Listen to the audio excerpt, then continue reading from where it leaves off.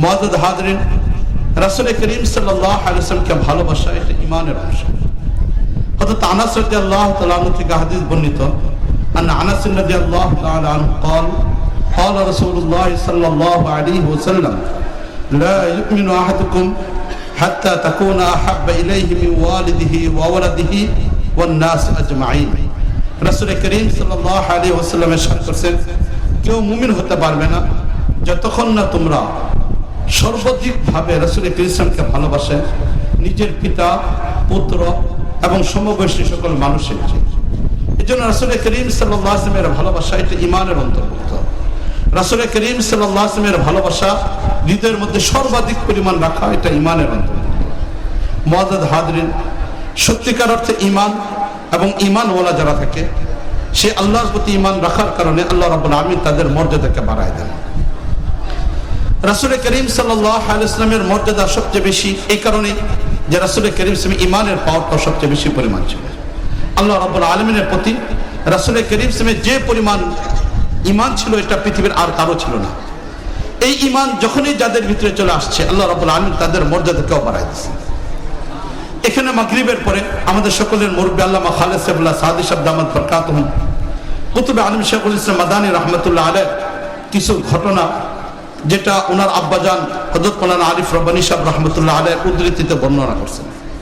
সত্যিকার অর্থে মাদানী রাহমাতুল্লাহ আলাইহ ওনার ব্যাপারে মুরব্বীদের কথা হলে এটা, অভিমত হলে এটা, ওয়া আয়াতুম মিন আয়াতিল্লাহ, আল্লাহ রাব্বুল আলামিন যে পৃথিবীতে অস্তিত্ব আছে, আল্লাহর অস্তিত্ব আছে, এটা যদি অন্য কোনো বস্তুর দ্বারা প্রমাণ নাও পাওয়া যায়, এক মাদানীকে দেখে আল্লাহ যে আছে এটা চেনা যাবে। আল্লাহ রাব্বুল আলামিন এরকম বিরল এক প্রতিভা অধিকারী কুতুবে আলিম শেখুল ইসলাম মাদানী রাহমাতুল্লাহ আলাইহিকে দান করেছিলেন। একই সাথে হাদিসের দর্স, একই সাথে তাসাউফের ময়দানে মেহনত, একই সাথে দাওয়াত ও তাবলীগের মেহনত, একই সাথে জিহাদ ফি সাবিলিল্লাহ, একই জিহাদ, একই মুহূর্তের ভিতরে সিয়াসত ফিল্লাহ, সব কিছুর সাথে এত বেশি পরিমাণ জড়িত যেটা পূর্ববর্তীদের নমুনা পাওয়া যায়, এছাড়া আর কাউকে এই পরিমাণ পাওয়া যায়। আমাদের পূর্ববর্তী অনেক আকাবির ছিলেন যারা এক একজন এক একটা কাজের দিকে ধাবিত হয়েছেন। কেউ তাসাউফের ময়দানে আগে বাড়ছেন, কেউ দাওয়াত ও তাবলীগের ময়দানে আগে বাড়ছেন, কেউ শুধু সিয়াসতের ময়দানে আগে বাড়ছেন, কেউ হয়তো হাদিসের ময়দানে আগে বাড়ছেন। কিন্তু কুতুবে আলিম শেখুল ইসলাম মাদানী রাহমাতুল্লাহ আলাইহ সেই মহান ব্যক্তি যার ভিতরে আল্লাহ রাব্বুল আলামিন একই মুহূর্তে সব ধরনের গুণাবলীগুলিকে দান করেছিলেন। এর জন্য মাদানী রাহমাতুল্লাহ আলাইহির তুলনা খুঁজে পাওয়া খুব কঠিন। মাদানী রাহমাতুল্লাহ আলাইহির তুলনা খুঁজে পাওয়া খুব কঠিন। ছোট্ট একটা ঘটনা আমি আপনাদেরকে শোনাচ্ছি। শেখ জাকারিয়া রহমতুল্লাহ আলাইহ আবৃত্তির ভিতরে ঘটনাটা উল্লেখ করছেন।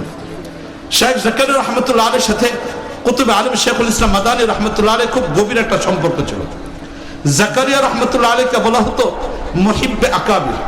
যত বড় বড় আকাবির ছিলেন দারুল দেওবন্দের অথবা অন্য জায়গার, সবাই শেখ জাকারিয়া রহমতুল্লাহ আলাইহকে খুব বেশি পরিমাণ মহব্বত করতেন।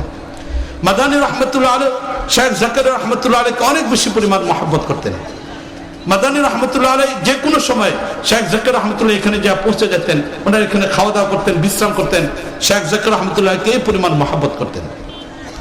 শেখ জাকারিয়া রহমতুল্লাহ আলাইহ বলতেছেন যে মাদানী রহমতুল্লাহ আলাইহ চিকিৎসা শেষ মুহূর্তে যখন চলতেছে, ডাক্তার যখন শেষ মুহূর্তে ওনার চিকিৎসা করতেছেন, ওই সময়ের ঘটনাটা বর্ণনা করতেছেন যে একদম সাহারানপুরের ডাক্তার একজন, উনি শেষ মুহূর্তে সংবাদ দেয়া শেখ জাকারিয়া রহমতুল্লাহ আলাইহ তখন হাদিস পড়াইতেছেন। এসে ওনাকে বললেন এই কথা যে মাদানীর শেষ সময়টা চলতেছে, ডাক্তার হিসেবে যে মুহূর্তটা এখন চলতেছে, মাদানীর দুনিয়া থেকে চলে যাওয়ার সময় চলে আসছে। এই মুহূর্তে মাদানী চলে যেতে পারেন। শেষ দেখা যদি তুমি মাদানীকে দেখতে চাও তাহলে এখন যাইতে পারো, এরপর আর হয়তো মাদানীকে জীবিত দেখতে পাবে না। শেখ জাকারিয়া রহমতুল্লাহ আলাইহ বলেন যে এই সংবাদ শোনার পরে কিতাবটা বন্ধ করে, হাদিসের কিতাব বন্ধ করে আমি সেই ডাক্তার সাহেবের সাথে সাহারানপুর থেকে দেওবন্দে পৌঁছে গেলাম। যখন দেওবন্দে গিয়ে পৌঁছলাম তখনও জোহরের নামাজের সময় হয় নাই, এখনো পর্যন্ত অনেকটা বিলম্ব রয়ে গেছে। এমত অবস্থায় গিয়ে দেখলাম মাদানী রহমতুল্লাহ আলাইহ শেষ মুহূর্তটা চলতেছে। অপেক্ষা আছে সবাই, যে কোনো মুহূর্তে হয়তো মাদানী রহমতুল্লাহ আলাইহ দুনিয়া থেকে চলে যাবেন। শরীরের ভিতরে কোনো অনুভব বোঝা যাচ্ছে না, উনি যে জীবিত আছেন অনুভবটা খুব বেশি বোঝা যাচ্ছে না, শুধু হালকা হাত শ্বাস প্রশ্বাস চলতেছে। এমত অবস্থায় লম্বা একটা সময় পর্যন্ত বসা, ডাক্তার এখানে বসে দেখতেছেন। এই অবস্থার ভিতরে দেখতে দেখতে সময় ঘুরে যখন জোহরের সময় হলো, যে মাদানী রহমতুল্লাহ আলাইহ শরীর নাড়াচাড়া করতে পারেন না, উনি বেহুশ অবস্থায় এখানে পড়ে আছেন। অল্প পরে হয়তো ডাক্তার থেকে মৃত ঘোষণা দিবেন। আর এই অবস্থার ভিতরে যখন জোহরের আজানের সময় আওয়াজটা হলো, মাদানী রহমতুল্লাহ আলাইহির কানের মধ্যে যখন আল্লাহু আকবার এই আওয়াজটা পড়লো, শেখ জাকির রহমতুল্লাহ আলাইহি বলেন, লক্ষ্য করে দেখলাম যে ওনার শরীরের অঙ্গ প্রত্যঙ্গ নাড়াচাড়া শুরু হয়ে গেছে। একদিক থেকে আজান শেষ, আরেক দিক থেকে মাদানী রহমতুল্লাহ আলাইহি বলতেছেন যে আজান হয়ে গেছে, আমাকে ওযু করার ব্যবস্থা করে দাও। তাড়াতাড়ি মাদানী রহমতুল্লাহ আলাইহিকে 2-3 জনে ধরে বসাইলেন, ওযু করার ব্যবস্থা করলেন, ওযু করলেন। ওযু করার পরে এখন নামাজের সুন্নত, এই সুন্নতের জন্য যখন ওনাকে বসানো হচ্ছে, পিছনে একজন ধরে রাখছেন, ডাইনে বামে ধরে রাখছেন, এরপরে ধরে বসে বসে সুন্নত পড়তেছেন। যখন ফরজ নামাজের সময়টা হলো, মাদানী রহমতুল্লাহ আলাইহি শুধু বললেন এই কথা যে আমাকে ধরে দাঁড়া করায় দাও। মাদানী রহমতুল্লাহ আলাইহিকে ধরে দাঁড়া করে দেওয়া হলো। এখন ইমাম সাহেব নামাজ পড়তেছেন, জোহরের 4 রাকাত নামাজ পড়তেছেন। মাদানী রহমতুল্লাহ আলাইহি এই শরীরটাকে নিয়ে এই দাঁড়ানো অবস্থার ভিতরে, রুকু করা অবস্থার ভিতরে, সেজদা করা অবস্থার ভিতরে 4 রাকাত নামাজ ইমামের সাথে এইভাবেই পড়লেন। এরপরে যখন ইমাম সাহেব আবার সালাম ফিরিয়ে ফেললেন, নামাজ যখন শেষ, এমন অবস্থায় আবার মাদানী রহমতুল্লাহ আলাইহি আগের অবস্থায় মাটির মধ্যে পড়ে গেছেন, বেহুশের মতো চলে গেছেন। তখন ডাক্তার সাহেব বললেন এই কথা যে মাদানী রহমতুল্লাহ আলাইহির এই যে একবার জাগৃত হওয়া, নামাজের জন্য আগ্রহী হওয়া, এটা মূলত ঈমানী শক্তির মাধ্যমে হয়েছে। আর ওনার ভিতরে এই মুহূর্তে যে অবস্থা চলতেছে, আমাদের ডাক্তারি থিওরি মতে এই ব্যক্তিকে মৃত ঘোষণা দেওয়া দরকার, কিন্তু আল্লাহ রাব্বুল আলামিন শুধু ঈমানের দৌলতে অথবা যে কোনো মুহূর্তে সময়টা এখনো বাকি আছে, এই জন্য আল্লাহ রাব্বুল আলামিন এখনো পর্যন্ত থেকে এইভাবে জীবিত রাখছেন। মুআজ্জাজ হাজরিন, আসলে ঈমানী শক্তিটা এটাই ছিল সবচেয়ে বড় একটা শক্তি। এই শক্তির মাধ্যমে যুগে যুগে মুসলমান সবসময় বিজয় অর্জন করতে পারছে।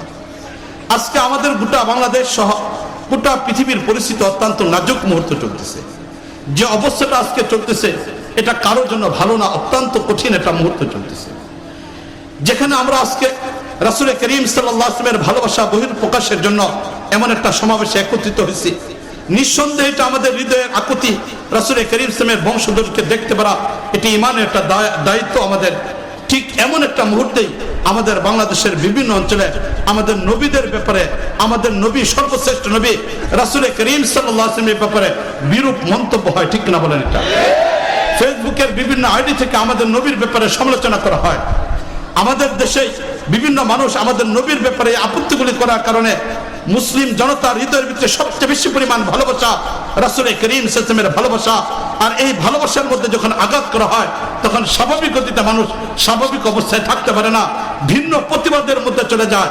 আর এটাই হওয়া স্বাভাবিক, ঠিক না বলেন? এটা এই জন্য দেখা যায় যখনই রাসূল করিম সাল্লাল্লাহু আলাইহি ওয়াসাল্লামের উপরে অথবা রাসূলের পরিবারের উপরে কোনো আপত্তিমূলক শব্দ উল্লেখ করা হয়, কোনো অপ্রীতিকর শব্দ ব্যবহার করা হয়, তখন এই দেশের তৌহিদি জনতা দেখা যায় কথা, নবীর ভালোবাসা আমাদের অন্তরে আছে, রাসূলের ভালোবাসা আমাদের অন্তরে আছে, প্রয়োজনে জীবন দেওয়া যেতে পারে, নবীর অপমান যারা করবে তাদেরকে দেশে থাকতে দেওয়া হবে না।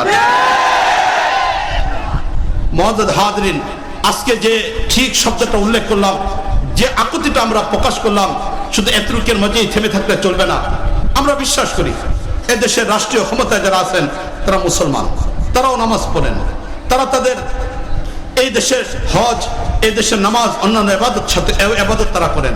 এজন্য আমরা তাদের কাছে উদ্যত আহ্বান এটা জানাবো এবং এই সমাবেশ থেকে নবীকে, নবীর পরিবারের মানুষের ভালোবাসা বহির প্রকাশের এই সমাবেশ থেকে পরিষ্কারভাবে আমরা এই দাবি জানাতে চাই যেন আমার বাংলাদেশে এই ধরনের আইন করা হয়, যারা ধর্মকে অবমাননা করবে তাদেরকে ব্লাসফেমি আইনের মাধ্যমে যেন দুনিয়া থেকে শেষ করে দেওয়া হয়।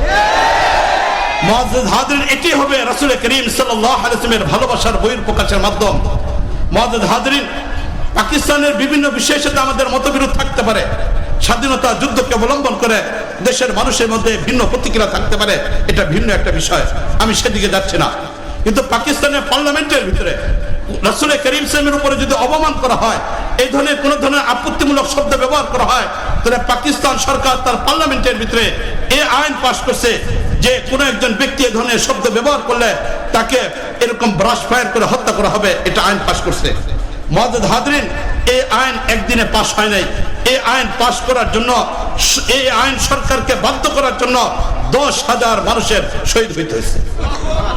মুআজ্জাজ হাজরিন, 10,000 মানুষের শহীদ হওয়ার পরে সরকারের উপরে যখন চাপ প্রয়োগ করা হয়েছে, সরকার তখন বাধ্য হয়েছে এই কথা বলতে যে হ্যাঁ, ব্লাসফেমি আইন সংসদে পাস করা হয়েছে। আজকে আমরা যারা আছি, আমরা অনেকে আছি রাসূল করিম সাল্লাল্লাহু আলাইহি ওয়াসাল্লামকে ভালোবাসি, ঈদে মিলাদুন নবীকে উদযাপন করি, কিন্তু সত্যিকার অর্থে ওই সকল মানুষদেরকে খুঁজে পাওয়া যায় না যখন ভুলাতে রাসূল করিম সাল্লাল্লাহু আলাইহি ওয়াসাল্লামের প্রেমিকদের উপরে গুলি ছড়ানো হয়েছিল, তাদের পক্ষে একটা প্রতিবাদ আসছে, এটা কোথাও খুঁজে পাওয়া যায় না। ঠিক না বলেন? এটা আশিকে রাসূলের স্লোগান আমরা রাস্তার ধারে দেখতে পারি, ওয়ালের পাশে লেখা থাকতে পারে, লেখা যায় এখানে আশিকে রাসূল, কিন্তু সত্যিকারে যখন এই ধরনের পরিস্থিতি চলে আসে তখন তাদের মুখ থেকে কোনো একটা আওয়াজ আমরা শুনতে পাই না। মুআজ্জাজ হাজরিন, নবী প্রেমিক যদি সত্যিকারে হইতে হয় তাহলে নবীকে যেমন ভালোবাসতে হবে, নবীর ইজ্জতকে রক্ষা করার জন্য প্রয়োজনে যা কিছু দরকার সবকিছু দেওয়া দরকার। ঠিক না বলেন? এই জন্য মুআজ্জাজ হাজরিন, যে প্রতিষ্ঠানে আজকে আমরা এখানে আসলাম, এই প্রতিষ্ঠান আপনারা সবাই দেখলেন ছোট্ট একটা প্রতিষ্ঠান। এই প্রতিষ্ঠানটা তিলে তিলে করে আস্তে আস্তে আগে বাড়তেছে। এই প্রতিষ্ঠানের অনেকগুলো চাহিদা এখনো পর্যন্ত সম্পূর্ণ রয়ে গেছে। এই প্রতিষ্ঠান উদ্যোগে আজকে আওলাদ রাসূল এখানে আসছেন, এটা অনেক বড় সৌভাগ্যের একটা বিষয়। সব জায়গায় আওলাদ রাসূল যেতেও পারেন না, সব জায়গায় যাওয়াটাও তাদের পক্ষে সম্ভব হয় না। আল্লাহ রাব্বুল আলামিন জায়গাকে নির্বাচন করলে, এলাকাকে নির্বাচন করলে সেখানেই কেবলমাত্র তাদের আগমন হওয়াটা সম্ভবপর হয়। ঠিক না বলেন? এই জন্য এখানে যে আওলাদ রাসূল আসছেন এটা আমাদের জন্য অত্যন্ত সৌভাগ্যের একটা বিষয়। আমরা সবাই খুশি কিনা এ ব্যাপারে? আল্লাহ রাব্বুল আলামিন আমাদের এই খুশিটাকে, আওলাদ রাসূলের আগমনটাকে এবং আমাদের এই ভালোবাসাটাকে আল্লাহ রাব্বুল আলামিন কবুল করে পরকালে নাজাতের ব্যবস্থা করে দেন। মুআজ্জাজ হাজরিন, মাদ্রাসা এখানে আমরা যারা আসছি সবাই আমরা এখানে দেখতেছি মাদ্রাসার পরিবেশ অত্যন্ত নাজুক মুহূর্তে চলতেছে। বিশেষ করে এত বিশাল বড় একটা প্রোগ্রাম করতে গিয়ে মাদ্রাসার কর্তৃপক্ষ যারা আছেন তারা হিমশিম খেয়ে গেছে, এত বিশাল বড় একটা প্রোগ্রাম করতে গিয়ে। এই জন্য আমাকে একটু বলা হয়েছে এই কথা, যেন অল্প কিছু পরিমাণ সহযোগিতার হাত আমরা বাড়াই দিতে পারি। আমরা যারা এখানে আসি মুহূর্তের ভিতরে যদি কয়েক মিনিটের ভিতরে হযরত চলে আসবেন, শোয়া থেকে হযরত উঠে আসছেন, ওযু করতেছেন, সম্ভবত এখনই চলে আসবেন। এই মুহূর্তের ভিতরে অল্প কিছু যে যা পারি, এই মাহফিলের বিশাল বড় একটা খরচ এখানে হয়েছে, বিশাল বড় একটা বিষয় এখানে আসছে। এই জন্য অল্প মুহূর্তের ভিতরে যদি আমরা সহযোগিতা করি তাহলে ইনশাল্লাহ আশা করা যায় এই সহযোগিতার জন্য দ্বারা আমাদের যারা এখানে কর্তৃপক্ষ আছে তাদের এই কাজটা অনেকটা আসান হয়ে যাবে। ঠিক না বলেন? এটা মুআজ্জাজ হাজরিন, ইসলাম সহযোগিতার মাধ্যমে চলে, ইসলাম সহযোগিতার মাধ্যমে চলে। এই জন্য যারা আছে এখানে সাথী ভাইরা একটু রুমাল নিয়ে নেমে যাই, যে ছাত্র যারা আছে একটু নেমে যাই, আমরা দিতে থাকি, কথা না বলি। ইসলাম যে সহযোগিতার মাধ্যমে চলে এটা একটা ঘটনা আমি আপনাদেরকে শোনাইতেছি। এই ফাঁকে ফাঁকে আমাদের রুমাল চলতে থাকুক আর আমরা এখানে যে যা পারি একটু আগাইতে থাকি, ভিতরে আগাইতে থাকি, আরো সাথী ভাই ছড়াই পড়ি, রুমালে সাথী ভাই আরো ছড়াই পড়ি। আর একটু সহযোগিতার জন্য তাড়াতাড়ি ভাই আরো কিছু ভাই সাথী ভাই দাঁড়িয়ে পড়ি। রুমালগুলো আমরা মঞ্চে জমা দিব, রুমালগুলো আমরা মঞ্চে দিয়ে দিব। ওই পাশ থেকে একটু দাঁড়ায় পড়ি, চারদিক থেকে দাঁড়ায় পড়ি, একটু সহযোগিতা করি ভাই। সহযোগিতার মাধ্যমে ইসলাম জীবন্ত অবস্থার মধ্যে বাকি আছে। ভারতের দারুল দেওবন্দের দীর্ঘদিনের মুহতামিম, আমরা বাকি কেউ কথা না বলি, সহযোগিতা করি। আর এর পাশে আমি আমার ঘটনাটা বলতেছি। ভারতের দারুল দেওবন্দের দীর্ঘদিনের মুহতামিম কারি তৈয়ব সাহেব রহমতুল্লাহ আলাইহি, কারি তৈয়ব সাহেব রহমতুল্লাহ আলাইহি ঘটনা উল্লেখ করছেন। আমরা যারা মঞ্চের ভিতরে আছি তারাও যারা এখানে ইয়ের ভিতরে স্টেজের ভিতরে যারা আছি তারাও আমরা সহযোগিতা করি।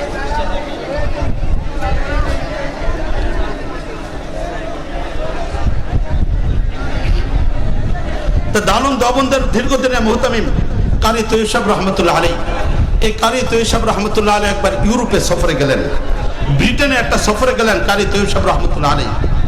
দারুল দেওবন্দের মুহতামিম দীর্ঘ প্রায় 50 বছরের মুহতামিম ছিলেন কারি তৈয়ব সাহেব রহমতুল্লাহ আলাইহি।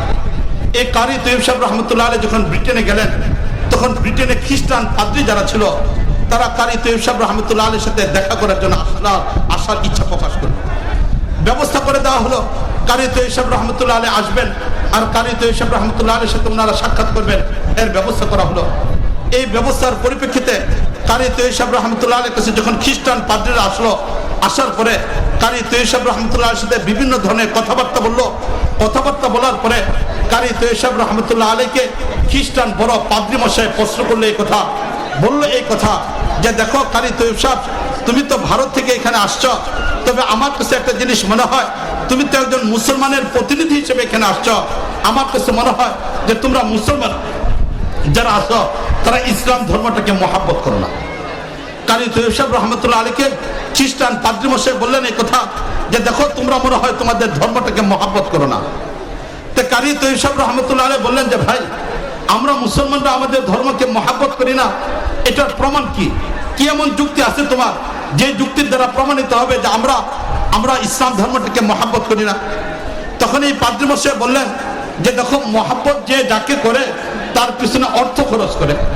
তোমরা মুসলমান যদি ইসলামকে মহাব্বত করতে, তাহলে তোমাদের রাষ্ট্র যেটা আছে এই রাষ্ট্র তার সরকারের বাজেটের ভিতরে ইসলাম প্রচারের জন্য একটা বাজেট পেশ করতো। মুআজ্জাজ হাজরিন, আমরা বাংলাদেশে বসবাস করি। আমাদের বাংলাদেশের সরকার বিভিন্ন প্রতি বছরেই বাজেট পেশ করেন। এই বাজেটের ভিতরে শিক্ষার ক্ষেত্রে বাজেট আছে, ঠিক না বলেন? এটা চাকরির ক্ষেত্রে বাজেট হয়, ব্যবসার ক্ষেত্রে বাজেট হয়, বিভিন্ন বিষয়ে বাজেট পেশ করা হয়। এমনকি দেশের তলাইতে গিয়ে অনেক জায়গায় ঘাটতি আছে, এই ঘাটতিগুলো পর্যন্ত সরকার সেই বাজেটের মাধ্যমে সেগুলিকে পূরণ করার চেষ্টা করে। কিন্তু আমাদের দেশে ইসলামকে সহযোগিতা করার জন্য সরকারের কোনো বাজেট আছে কিনা বলেন তো দেখি, একটু জোরে করে বলেন।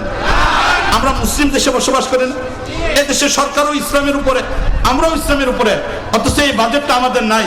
যে বাজেটটা সরকারের করা দরকার ছিল, যে ইসলাম সহযোগিতার জন্য একটা বাজেট থাকা দরকার ছিল। এখন পাদ্রী মশাই বললেন এই কথা যে দেখো, সরকারের পক্ষ থেকে সামরিক বাজেট আছে, শিক্ষা বাজেট আছে, অর্থনৈতিক বাজেট আছে, বিভিন্ন বাজেট আছে, কিন্তু তোমাদের দেশগুলোতে কখনো ইসলাম প্রচারের জন্য সরকারের কোনো বাজেট নাই। এটা হলো একটা প্রমাণ যে তোমরা ইসলামকে মহাব্বত করো না। দ্বিতীয় নম্বর প্রমাণ হলো এটা যে আমরা এই ইউরোপে যারা চাকরি করি, আমাদের প্রত্যেকের বেতন থেকে একটা পার্সেন্টেজ সরকার কেটে এটা বাধ্যতামূলক রেখে দেয়। আর এই রেখে দেওয়া অর্থের দ্বারা সরকার খ্রিস্টান ধর্ম প্রচার করার কাছে কাজ করে। কিন্তু তোমাদের দেশে সরকারের পক্ষ থেকে চাকরিজীবীদের কাছ থেকে সামান্য পরিমাণ অর্থ কেটে রাখা হয় না, ঠিক কিনা বলেন? এটা তাহলে দ্বিতীয় নম্বর বিষয় এটা বললো যে চাকরিজীবীদের কাছ থেকে খ্রিস্টান ধর্ম প্রচারের জন্য বাজেট কিছু টাকা রেখে দেওয়া হয়, কিন্তু তোমাদের চাকরিজীবীদের কাছ থেকে এই ধরনের টাকা রাখা হয় না। এর দ্বারা প্রমাণিত হয় যে তোমরা তোমাদের ধর্মকে মহাব্বত করো না, ইসলামকে মহাব্বত করো না। তৃতীয় নম্বর, খ্রিস্টান পাদ্রী মশাই বললেন এই কথা যে আমাদের ইউরোপে যত গির্জা আছে সবগুলো গির্জা পরিচালিত হয় আমাদের জনগণের আর্থিক সহযোগিতার মাধ্যমে। এই জনগণের আর্থিক সহযোগিতার জন্য আমরা মাঝে মাঝে বিভিন্ন ধরনের প্রোগ্রাম করি, আর এই প্রোগ্রামের ভিতরে অর্থ সংগ্রহ করে আমরা আমাদের ধর্মকে প্রচার প্রসার করার জন্য কাজ করি।